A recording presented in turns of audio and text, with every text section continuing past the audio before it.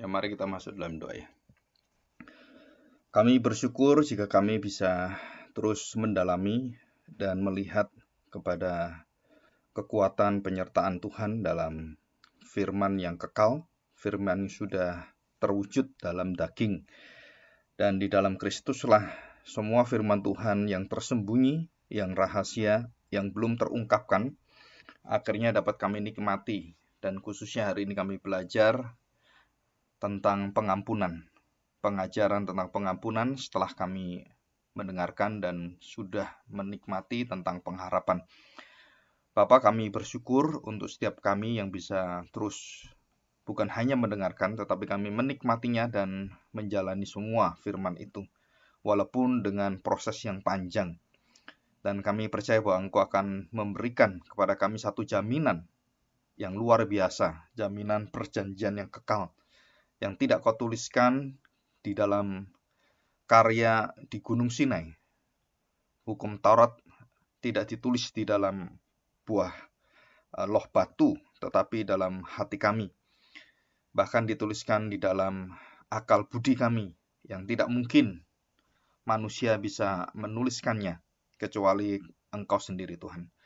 Ajar kami untuk mempelajari baik nubuatan yang disaksikan dan diceritakan serta diperingatkan kepada bangsa Israel, dan juga jaminan dari Tuhan yang begitu baik tentang perjanjian yang kekal ini. Kami belajar tentang perjanjian pengampunan yang sempurna yang terwujud di dalam Kristus, dan kami sudah mengimaninya dan kami sudah mendapatkan anugerah itu. Dan kami bersyukur juga jika kami bisa saling mengampuni dan saling menjaga, saling mengasihi, dan menjadi satu umat yang benar-benar menunjukkan Kristus adalah hidup kami. Terima kasih Bapa, kami serahkan hati kami, ajarlah kami dengan Roh-Mu yang kudus. Di dalam nama Tuhan Yesus kami serahkan doa kami ini. Amin. Ya, hari ini kita belajar pada satu firman Tuhan ya, yaitu dalam Yeremia pasal 31 ayat dari 28 sampai 34. Dan khususnya ayat yang kita bahas itu ayat 33 dan 34 dan 36 yang bawah itu ya. Nah, kita akan melihat Yeremia pasal 31 ya. Yeremia pasal 31. Saya tidak menjelaskan detail tentang Yeremia semuanya, karena itu ada beberapa kali di YouTube itu sudah pernah saya jelasin ya. Yeremia 31 ayat 28. Ini satu peringatan dari Tuhan dan juga satu penghiburan tentang orang yang menolak dan bagaimana kekuatan Tuhan itu tetap menjamin atas seluruh daripada karya Tuhan yang sudah dijanjikan kepada Abraham, Ishak, dan Yakub, dan juga kepada Adam sebenarnya. Perjanjian itu bukan hanya perjanjian dengan Abram ya, atau Abraham, tetapi juga perjanjian kepada Adam, Nuh, dan seterusnya sampai kepada Kristus. Yeremia 31 ayat 28, demikian bunyi firman Tuhan. Maka seperti tadinya aku berjaga-jaga atas mereka, untuk mencabut dan merobohkan, untuk meruntuhkan dan membinasakan, dan juga mencelakakan. Demikianlah juga aku akan berjaga-jaga atas mereka untuk membangun dan menanam. Demikianlah firman Tuhan. Dan ini satu hati Bapa yang baik sekali ya. Pada waktu itu orang tidak akan berkata lagi, ayah-ayah makan buah mentah dan gigi anak-anaknya menjadi ngilu. Dan tidak ada lagi kesusahan dan hubungan-hubungan yang rusak di dalam perjanjian Tuhan ya. Dijanjikan bahwa perjanjian itu akan perjanjian yang kekal dan perjanjian shalom, perjanjian pengampunan. Ayat 30, melainkan setiap orang akan mati karena kesalahan sendiri. Setiap manusia yang makan buah mentah giginya sendiri menjadi ngilu. Ini satu gambaran, satu ilustrasi. 31, sesungguhnya, nah ini, akan datang waktunya, jadi ini belum ya, jadi ke depan. Demikianlah firman Tuhan. Aku akan mengadakan perjanjian baru dengan kaum Israel dan kaum Yehuda. Dan apa itu perjanjian baru? Itu ada dalam Ibrani 8 ayat 8 sampai 12. Ya, saya bacakan ya. Sebab ia menegur mereka ketika ia berkata, sesungguhnya akan datang waktunya, demikianlah firman Tuhan, aku akan mengadakan perjanjian baru. Ibrani 8 ayat 8. Dengan kaum Israel dan dengan kaum Yehuda. bukan seperti perjanjian yang telah kuadakan dengan nenek moyang mereka. Jadi ini berbeda perjanjian lama dan perjanjian baru, walaupun itu terikat dan tidak bisa terlepas dan tidak terpisahkan perjanjian lama dan baru itu. Tetapi yang menggenapi perjanjian baru dalam Kristus. Bukan seperti perjanjian yang telah kuadakan dengan nenek moyang mereka pada waktu aku memegang tangan mereka untuk membawa mereka keluar dari tanah Mesir. Sebab mereka tidak setia kepada perjanjianku dan aku menolak mereka. Nah, kata-kata menolak itu artinya adalah lawan dari pengampunan. Melepaskan. Jadi tidak lagi memegang mereka, tidak lagi memerintah mereka. Kemarin saya ceritakan dalam Jumat malam itu tentang pengampunan. Saya menceritakan tentang Hosea. Tiga anak Hosea itu lambang daripada ayat ini. Menolak mereka. Jadi aku bukan Allahmu dan kamu bukan umatku. Aku tidak memerintah kamu dan aku tidak menaruh belas kasihan aku.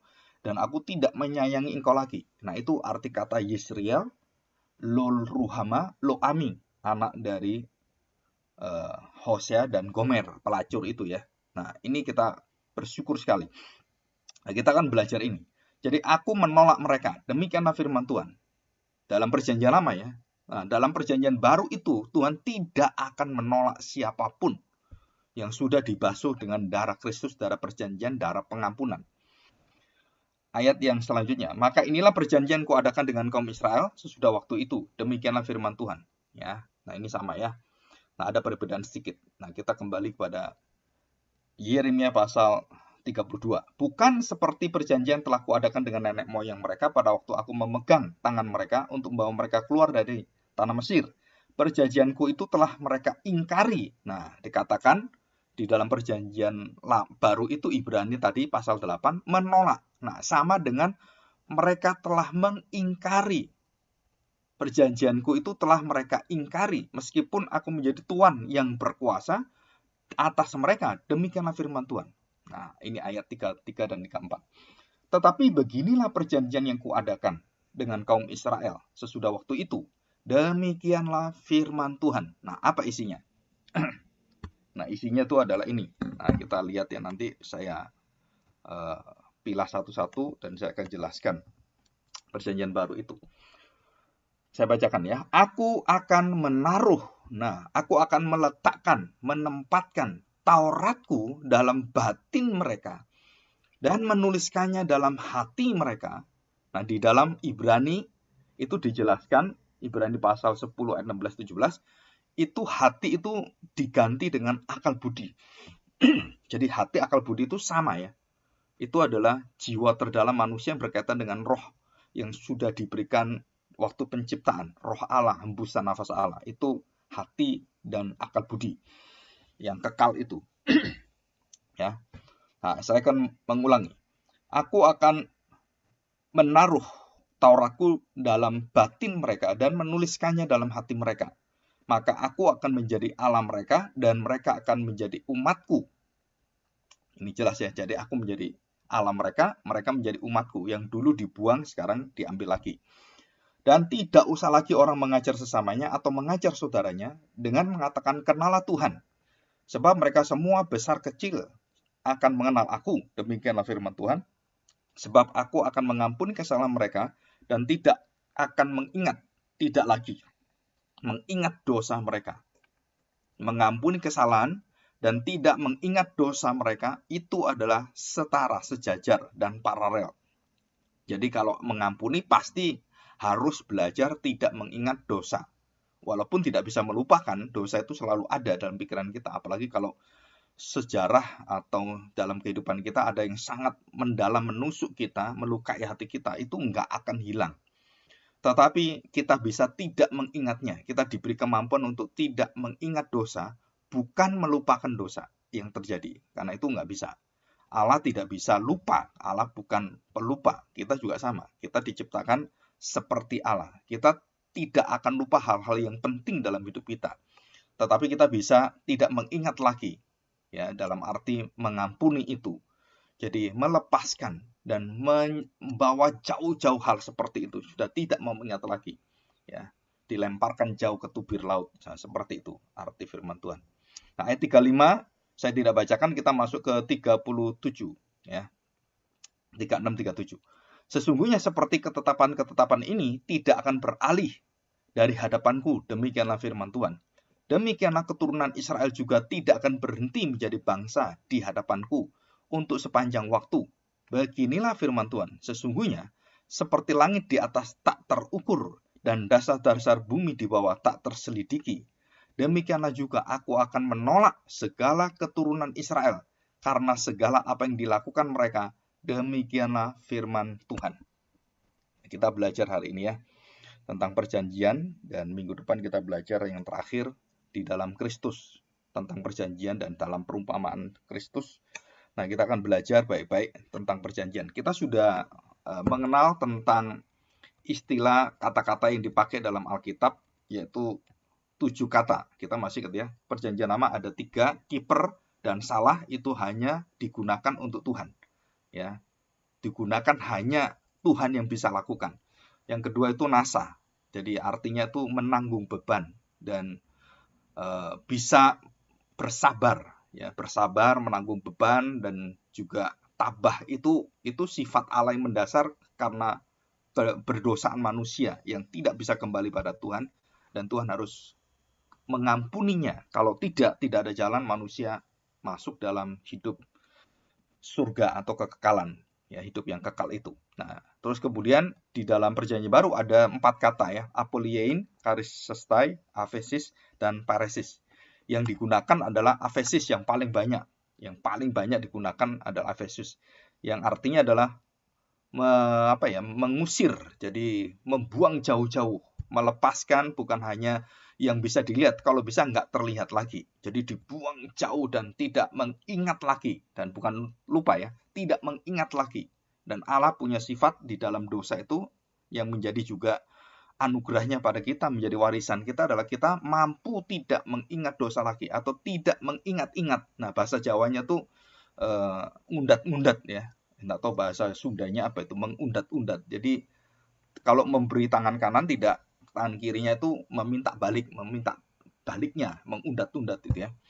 Jadi Tuhan itu bukan Tuhan yang kamu dulu ya, kamu itu. Nah, selalu berpikir hal-hal yang sudah lalu dan kemudian mengingatnya hal-hal yang seperti itu, bukan. Tapi dia tidak mau mengingat lagi seperti itu. Jadi aku akan melihat anakku, dan semua orang-orang di dalam anak itulah yang bisa diampuni, dan dikatakan di situ semuanya bukan hanya diampuni ya, dan segala dosanya itu sudah di-cover, sudah diampuni. Arti kata kiper, Allah yang akan menutupinya, Allah yang akan menguasainya, Allah yang akan mengolahnya dan akan membuat hatimu akan lembut. Nah, di situ ya, itu aphesis, itu kata-kata aphesis. Nah, kita masuk ke dalam pembahasan kita ya di sini.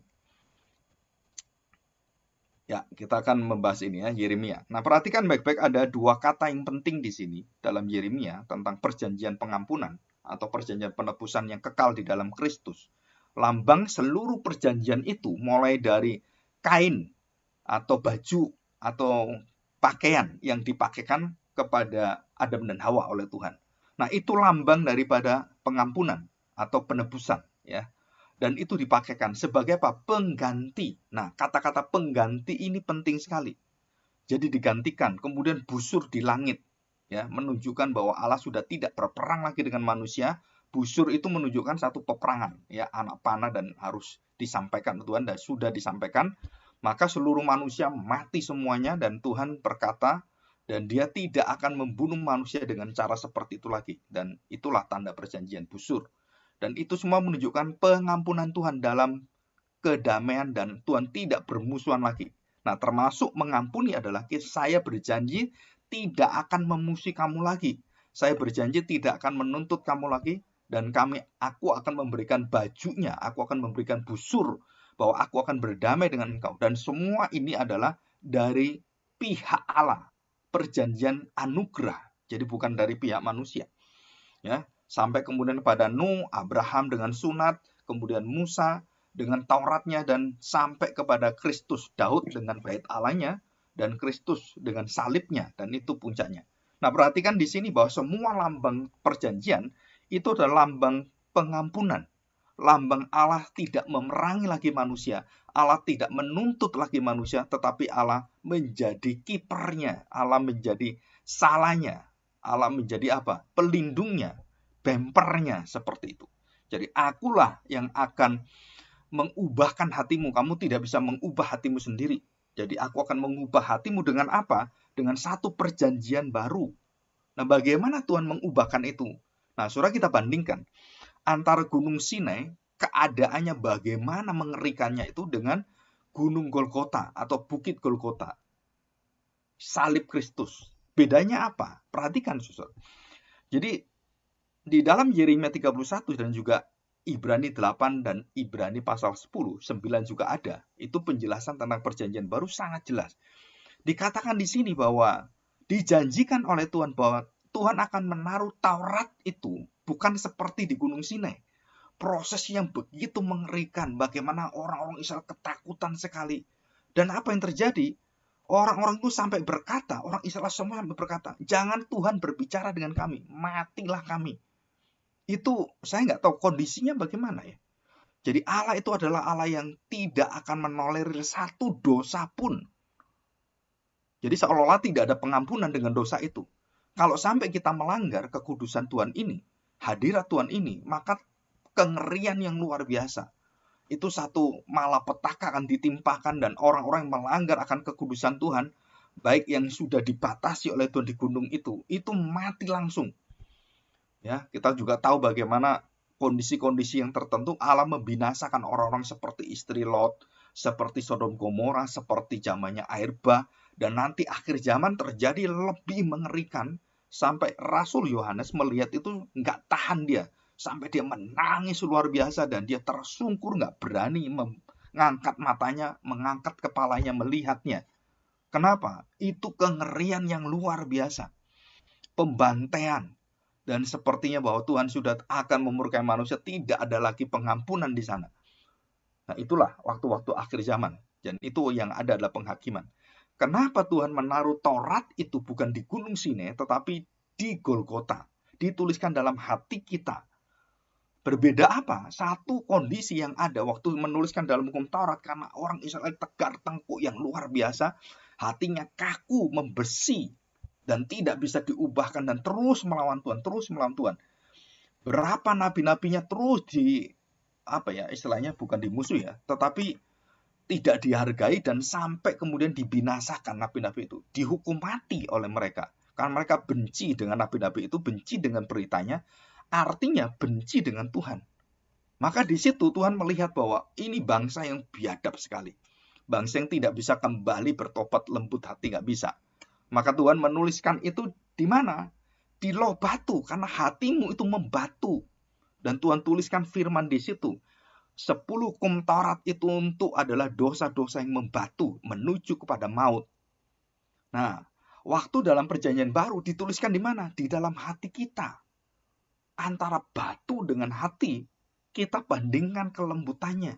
Batu begitu keras dan tidak bisa diapa-apain, ditulis pun sulit. Kalau kita lihat batu yang ada di gunung itu, kita pakai tulisan, wah itu sulit sekali. Tetapi diganti dengan apa? Dengan hati. Aku akan menaruh dalam akal budi dan hati mereka.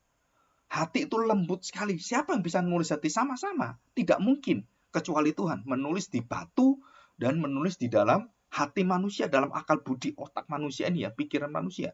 Siapa yang bisa menuliskan? Ya Allah sendiri. Ini kondisi yang ada. Satu kondisi karena kekerasan hati yang luar biasa yang tidak diubahkan.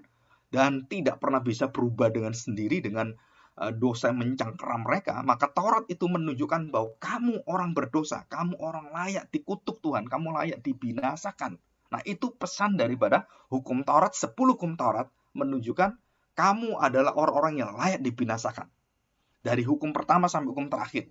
Kamu selalu mengingini, kamu rakus, kamu tamak, kamu tidak punya hati untuk merasakan cukup, kamu selalu menuntut pada Tuhan, makanan kurang, ini kurang, terus aja seperti itu, dan itu dosa yang menuju dosa menghujat Tuhan, dosa yang tidak menerima Tuhan dalam segala hal, yang selalu tidak puas, yang selalu menuntut, selalu menyalahkan orang, dan tidak pernah menunjuk dirinya, dan tidak pernah melihat balok di matanya, selalu melihat selumbar yang kecil itu di mata orang lain, matamu itu ada kotorannya. Mata kita ketekan itu banyak seperti itu yang nggak karu-karuan, itu nggak kita lihat. Tapi kita selalu melihat kelemahan-kelemahan dan kesalahan-kesalahan orang. Itu adalah masuk ke dalam dosa di dalam proses apa? Yang tidak bisa diampuni. Itu apa pertama? Yaitu memusatkan pada diri sendiri semua. Dan itu bahaya sekali. Nah, kita orang-orang Kristen pasti ada roh Tuhan, ada roh kelemah lembutan. Nah, kita bandingkan. Menuliskan di batu dan menuliskan di dalam hati manusia. Itu sama-sama tidak mungkin dilakukan oleh manusia. Dan yang satu menunjukkan kondisi manusia yang tidak bisa bertobat. Dan yang hati menunjukkan apa? Kondisi yang mudah bertobat. Lembut, namanya hati pikiran. Itu bisa sangat menerima firman Tuhan. Jadi di sini itu keras sekali dan menolak firman Tuhan. Di sini menunjukkan bahwa mereka akan menerima firman Tuhan, mereka akan lemah lembut, mereka akan cepat bertobat seperti hatinya Abraham, seperti hatinya Musa, seperti hatinya Daud, seperti hatinya tanda petik Salomo juga. Dan semua orang percaya yang ada dalam perjanjian lama, mereka memiliki hati yang berubah walaupun ujungnya itu sudah tua, mereka berubah. Salomo itu bertobat pada masa dia mau mati. Dia menuliskan kitab Pengkhotbah. Semua sia-sia. Di bawah matahari tanpa anugerah pengampunan Tuhan, tanpa kasih anugerah Tuhan, semua sia-sia. Dan bagaimana dia melihat itu semua, dan dia sudah menikmati semuanya. Nah, ini arti menaruh Tauratku dan menuliskannya. Perhatikan, saudara. Jadi menaruh itu ada sesuatu maksud Tuhan. Ada yang diletakkan, ada yang sudah ditetapkan, dan kemudian apa? Dia menuliskan hatinya. Jadi hati kita itu bukan batu. Hati kita adalah hati yang lembut. Dan Tuhan menuliskan kehendaknya di dalam hati kita. Kemauan Tuhan dalam hati kita. Dan kita menerimanya. Dan waktu Tuhan menuliskannya, artinya apa? Ada maksud Tuhan. Ada tujuan Tuhan. Dan semua tulisan di dalam hati kita, itu kembali kepada siapa? Kembali kepada yang menuliskan di dalam hati kita itu. Dan bagaimana dia bisa menuliskan? Nah, perhatikan, saudara. Ini ada sesuatu yang sangat indah sekali. Perhatikan baik-baik. Seluruh lambang perjanjian tidak ada yang bisa menuliskan hukum Taurat itu di dalam seluruh proses Gunung Sinai itu, yang dua loh batu itu dituliskan dengan apa? Dengan kekuatan yang tajam dari Tuhan, dengan jari Tuhan. Jari kekuasaan Tuhan, jari tangan Tuhan yang selalu teracung untuk membinasakan, untuk menghukum. Dan sekarang ini Tuhan menuliskan Tauratnya dengan apa? Dengan kematian Kristus. Dengan apa? Dengan darahnya. Jadi hati kita tidak bisa ditulis dengan jari yang menghukum. Nggak bisa. Dengan kekerasan dari hukuman Tuhan. Nggak bisa. Kita binasa pasti. Bagaimana kita bisa menerima jari Allah yang menuliskan Tauratnya dalam hati kita? Kita menerima darah Kristus. Dan dijelaskan dalam Efesus pasal 1, dengan darah Kristus kita dijamin dan dituliskan dalam hati kita. Nah, di sini, saudara. Jadi tadi kita melihat menaruhnya di Gunung Sinai dan kemudian menuliskannya.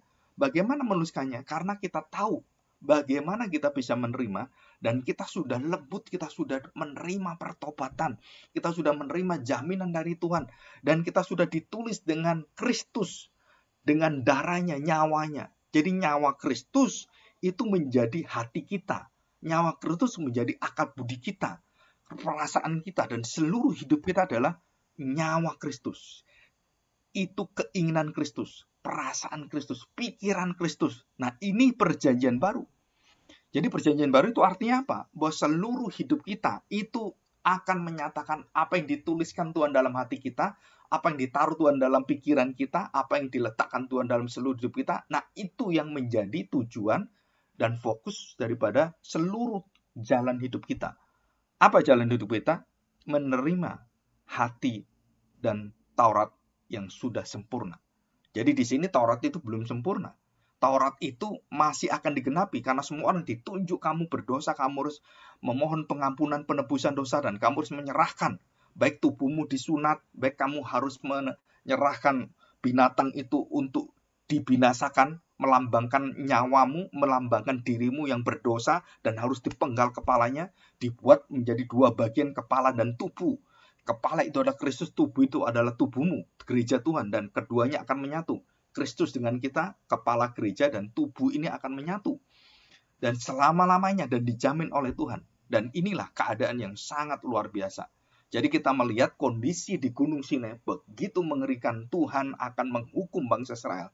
Dan aku akan menolak mereka kalau mereka tidak taat pada Taurat. Mereka menuju kebinasaan. Dan ada satu perjanjian baru yang dijanjikan Tuhan. Bahwa kamu akan lembut, kamu akan tahu bagaimana hatiku. Kamu akan mendengarkan, kamu akan sungguh-sungguh patuh kepadaku. Dan kapan itu? Waktu Kristus menuliskan kepatuhannya, menuliskan ketaatannya, menuliskan kelembutannya, menuliskan hati yang rendah hatinya itu, menuliskan dalam hati kita, menggenapi seluruh hukum Taurat, 10 hukum Taurat itu ada dalam diri kita yang kaku itu, akhirnya dituliskan satu-satu dan digenapinya. Dengan apa? Dengan ketaatannya, dengan kelemah lembutannya, dengan pelayanannya, dengan seluruh contoh hidupnya. Betapa lembutnya, maka dia naik keledai dengan lemah lembut. Bukan naik kuda dengan keras, dengan senjatanya, dengan mau memerangi orang. Naik keledai itu mau berdamai. Itu adalah lambang semuanya. Kalau kita naik kuda, melambangkan saya akan perang dengan kamu. Busur melambangkan untuk memerangi kamu. Tapi keledai, artinya apa? Bahwa saya datang membawa damai. Saya datang membawa satu berita sukacita. Saya datang akan melembutkan hatimu. Kamu akan mudah untuk mengampuni orang-orang yang seperti kamu diterima oleh Tuhan. Dan kamu harus memiliki hati yang lembut, hati yang penuh dengan pengampunan. Dan itulah hati yang tidak tergoncangkan dalam kerajaan yang tak tergoncangkan. Nah, itu saya akan jelaskan 2 minggu lagi dalam khotbah. Kerajaan yang tak tergoncangkan. Bukan karena senjatanya, bukan karena teknologinya, bukan karena orang-orang dilatih untuk perang yang sudah luar biasa dan sudah masuk tingkat-tingkat, sudah master seperti itu.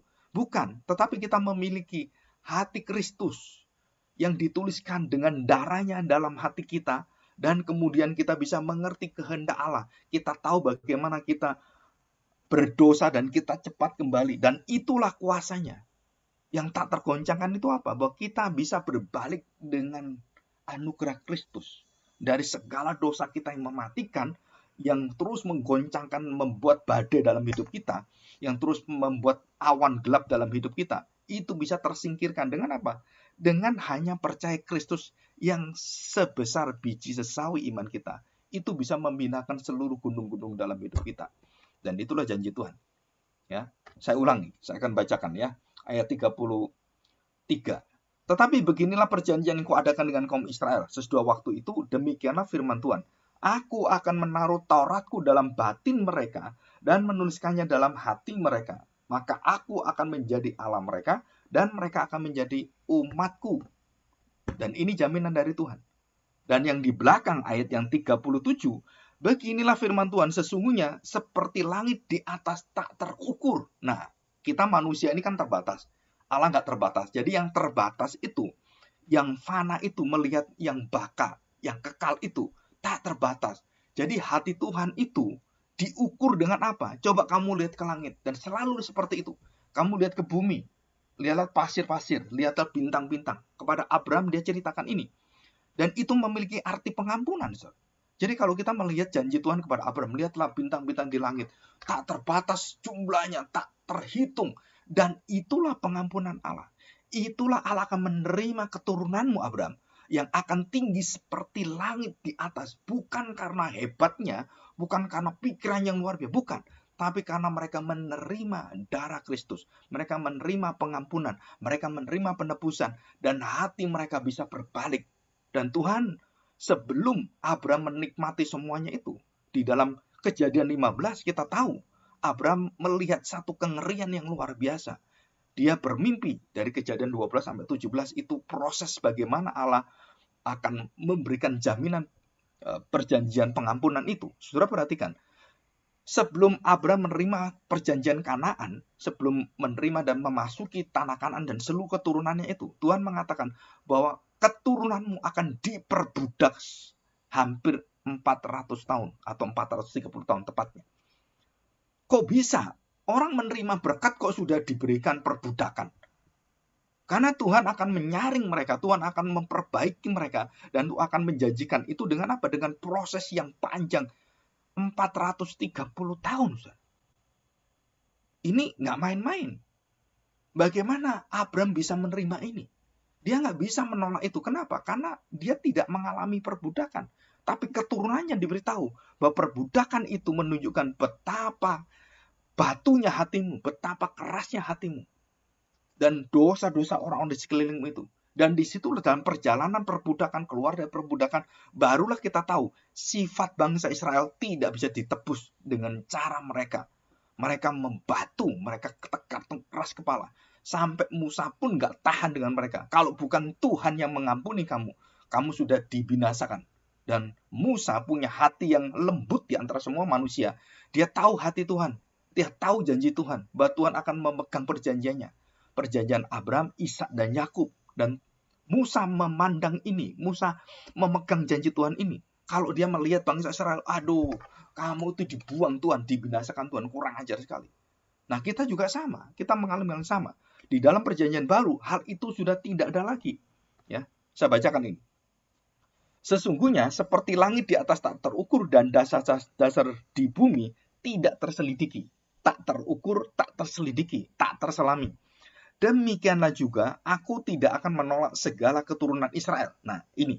Dalam perjanjian baru, segala keturunan Israel tidak ditolak karena segala apa yang dilakukan mereka, demikianlah firman Tuhan. Jadi ada janji apa? Ada janji pengampunan, ada janji pembalikan hati, ada janji untuk dituliskan dalam hati mereka Taurat itu. Kapan itu? Nanti. Kalau kamu menolak dia, maka aku menolak kamu. Dan itu ada ayatnya dalam Timotius, suratan Timotius. Kamu tidak mengakuinya, masih Tuhan bisa mengakui. Masih Tuhan bisa. Tapi begitu kamu tidak menolak, maka aku akan menolak kamu. Dan menolak itu artinya apa? Tidak menyatakan pengampunan, tidak menyatakan kehendak Allah, tidak menyatakan nyawa Kristus dalam diri kita. Jadi nyawa Kristus itu adalah pengampunan. Inti daripada iman Kristen, pengajaran Kristen adalah pengampunan. Maka ilustrasi dalam perumpamaan yang paling mencengangkan, yang paling menusuk hati kita adalah ilustrasi tentang perumpamaan. Apa itu? Baik itu anak yang terhilang, baik itu perumpamaan yang berhutang, semua menunjukkan bahwa jika kamu tidak bisa menerima adikmu, maka Bapak tidak bisa terima kamu. Jadi kalau adiknya balik ini ya, terus kakaknya tidak bisa menerima, itu artinya apa? Bapak tidak akan terima kamu. Kalau kamu tidak terima adikmu, aku tidak terima kamu. Kalau aku bisa terima adikmu, kamu harus terima adikmu. Dan tidak mungkin kamu tidak terima, karena dalam satu keluarga, itu diikat dengan satu perjanjian. Jadi saya percaya bahwa ilustrasi kakak yang sulung itu dan adiknya yang bungsu itu akan bersatu. Karena janji daripada perjanjian baru. Dan disitulah Tuhan akan memberikan kepada kakak sulung itu satu pertobatan, kembali kepada bapaknya dan adiknya kembali pada bapaknya. Yang melambangkan Kristus itu. Perjanjian baru itu. Dan kita baru sadar. Dan kita juga ingat tentang perjanjian apa? Pengampunan di dalam ilustrasi seorang raja yang begitu murah hati. Orang ini hutangnya banyak sekali. Tapi raja ini kekayaannya tak terbatas.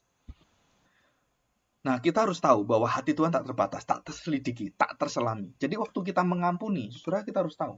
Allah tidak pernah keberatan mengampuni siapapun.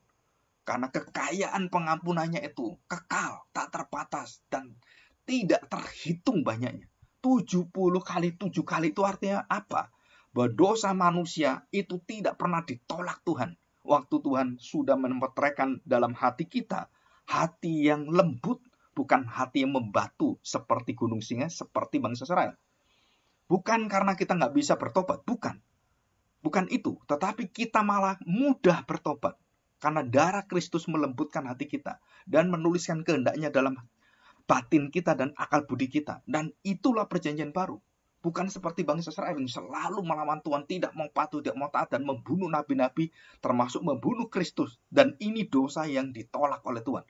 Karena kamu menolak anakku, aku tolak kamu, dan aku hentikan kamu. Dan kamu bukan umatku lagi. Itulah lo ami, kamu bukan umatku lagi. Aku tidak memerintah kamu, Yisrael. Aku tidak menabur kasihku. Dan kemudian aku tidak menyayangi kamu, lo Ruhama. Dan kemudian lo ami, aku bukan Allahmu, aku tolak kamu.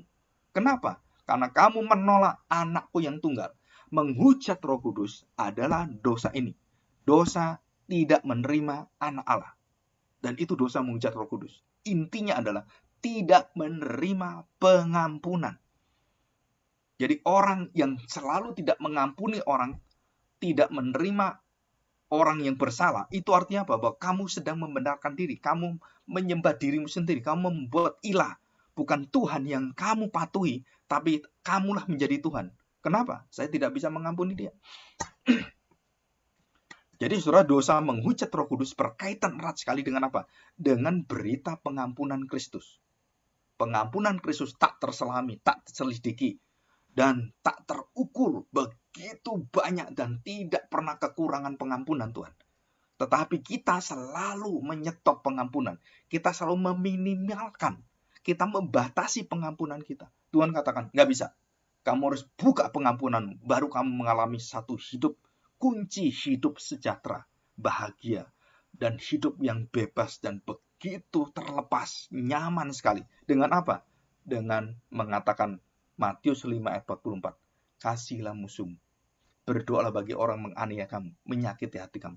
Dan itulah perjanjian baru. Jadi seluruh ajaran Kristus menunjukkan bagaimana kita bisa mengalahkan dosa. Bagaimana kita tidak terjebak dengan ikatan-ikatan dosa. Jadi seseorang yang sudah diampuni oleh Tuhan, yang kaya raya itu, majikan yang luar biasa, tak terbatas kekayaannya, maka dia mengampuni. Mengampuni berkaitan dengan apa? Dengan hutang. Ya, pengampunan itu berkaitan dengan hutang. Hutang yang tak terbayar. Aduh, matilah saya. Kamu harusnya dipenjara, kamu harusnya hutang seperti ini, kamu sudah menipu saya, kamu sudah menghina saya, kamu harusnya binasa, kamu dipenjara selama-lamanya. Kamu gak bisa bayar kan? Udah, kamu sama dengan dihukum mati. Tetapi kamu dibebaskan dari hukuman. Dan waktu saya dibebaskan dari hukuman saya sudah diampuni oleh Tuhan. Saya sudah terlepas dari semua perkara-perkara yang membebani saya, yang membuat saya masuk dalam maut. Sudah diambil oleh Tuhan. Saya bersuka cita. Nah sebaliknya, sekarang urusannya belum selesai. Saya urusannya dengan Tuhan selesai nih, ya diselesaikan Tuhan. Tapi urusan saya dengan orang lain harusnya cepat selesai. Dan saya punya hati seperti hati Tuhan, yang murah hati, yang bisa mengampuni orang. Maka saya bertemu dengan orang, setelah saya diampuni, utang saya itu triliunan gitu ya, nggak bisa bayar lagi. Nah saya kemudian ketemu dengan orang yang utang cuma 10 juta. Dan saya masih kaya raya. Saya masih punya uang ratusan miliar. Orang utang cuma 10 juta. Yang cuma kecil itu perbandingan 1:1000. Saya cekik orangnya. Kamu kok gak bayar kamu? Loh, saya barusan mendapatkan kemurahan dari Tuhan. Saya barusan mendapatkan satu darah Kristus dalam diri saya. Saya kok membatu lagi? Saya kok keras hati saya dengan apa? Dengan dosa itu. Nah, di sini dikatakan, kalau kamu tidak bisa mengampuni, Tuhan akan mencabut pengampunannya. Kalau Tuhan memberikan pengampunannya, kamu pasti bisa mengampuni. Pohon yang baik, buahnya baik. Buah yang baik, pohonnya baik. Pohon itu adalah pengampunan Tuhan. Buah itu adalah pengampunan kamu. Dan ini semua berkaitan, berurutan, dan tidak bisa terlepas. Jadi disinilah kita belajar bahwa kenapa kita tidak ditolak Tuhan. Karena hatimu itu ditulis dengan darah Kristus, penggenapan hukum Taurat. Jadi kamu akan bisa berbalik, kamu mendapatkan tanda petik satu jaminan pembalikan hati, penebusan dalam dirimu. Dan kamu tidak akan bisa membatu hatimu. Dan kamu tidak mungkin menghujat Roh Kudus. Kamu tidak akan murtad. Dan itu semua jaminan dari Tuhan. Dari mana ayatnya? Yang kita baca tadi. Yeremia 31 ayat 33 sampai 37. Dan Ibrani pasal 8. Terus kemudian pasal 10, pasal 9 ada, dan 8 dan 9, 10 Ibrani itu menunjukkan perjanjian Tuhan yang kekal. Aku tidak akan menolak dosa-dosamu. Saya ulang ya, saya baca ini ya. Demikian bunyi firman Tuhan. Demikianlah juga aku tidak akan menolak segala keturunan Israel karena segala apa yang dilakukan mereka. Demikianlah firman Tuhan. Dengan satu syarat apa? Perjanjian kekal. Israel yang mana? Bukan Israel keturunan daripada Abraham. Israel yang berdasarkan keturunan dalam darah perjanjian. Minumlah darahku. Ini adalah darah sungguh-sungguh darah. Dan makanlah dagingku. Ini sungguh-sungguh daging. Nah ini artinya. Jadi daging manusia, darah manusia. Dan itu dituliskan di dalam hati kita. Di dalam darah kita. Hati itu juga darah dasarnya. Kalau kita ambil hati kita, itu 80% semua, hampir 90% itu darah semua hati itu. Selain sel-sel yang kecil-kecil. Dan waktu dituliskan dalam hati kita, dalam pikiran kita, darah Kristus menyatu dengan darah kita. Jiwaku, jiwamu, diriku, dirimu. Di dalam aku, di dalam kamu. Kamu di dalam aku. Hidupku bukan hidupku lagi, tapi hidup Kristus. Nah, ini perjanjian baru. Inilah jaminan dari Tuhan. Jadi orang-orang Kristen tidak mungkin lagi menjadi keras seperti batu di Sinai.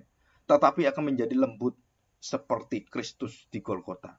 Jadi setiap kali kita punya hati yang keras, saudara lihat Sinai. Aduh, ini hati saya. Saudara bertobat, lihat bukit Golgota. Aduh, Tuhan begitu lembutnya, tak terbatas, tak terselami, tak terselidiki Tuhan. Aku berdosa terus. Kamu setia dan kamu memberikan aku hati yang bisa melihat salib kembali. Dan itulah perjanjian baru. Dan mereka menolak salib. Bangsa Israel pada saat Tuhan Yesus dan seluruh bangsa Israel selalu menolak Nabi, menolak Kristus anak Allah itu. Mereka ditolak oleh Tuhan. Dan kemudian Tuhan memberikan satu pintu keselamatan anugerah bagi keturunan Israel yang secara daging diberi kesempatan sama seperti kita. Seluruhnya dalam Israel yang baru, yaitu Kristus. Abraham yang baru, Adam yang baru, Musa yang baru, Daud yang baru, Salomo yang baru, dan nabi yang baru di atas segala nabi. Raja di atas raja, imam di atas segala imam adalah Kristus. Dan disitulah kita mendapatkan jaminan pengampunan. Dan kita bersyukur. Kita akan belajar minggu depan, kita akan belajar bagaimana prakteknya. Ya, kita belajar bagian prakteknya. Nah, saya akan menutup dengan satu gambar ini ya, satu foto. Nah, ini. Nah, saudara perhatikan. Ini satu batu ya, satu semen gitu, yang beton gitu ya. Beton yang hancur waktu ledakan itu dan kemudian diambil, yang sudah pecah itu ya.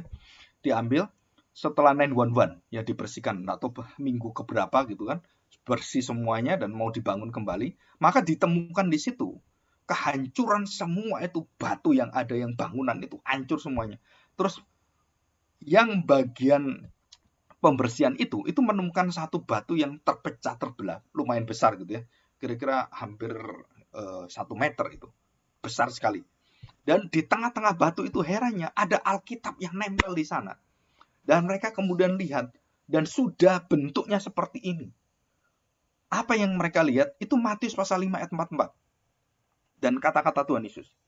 Kata-kata tentang pengajaran Tuhan Yesus tentang doa Bapa kami, ampuni kesalahan kami, dan seperti itu. Dan puncaknya adalah Matius 5 ayat 44.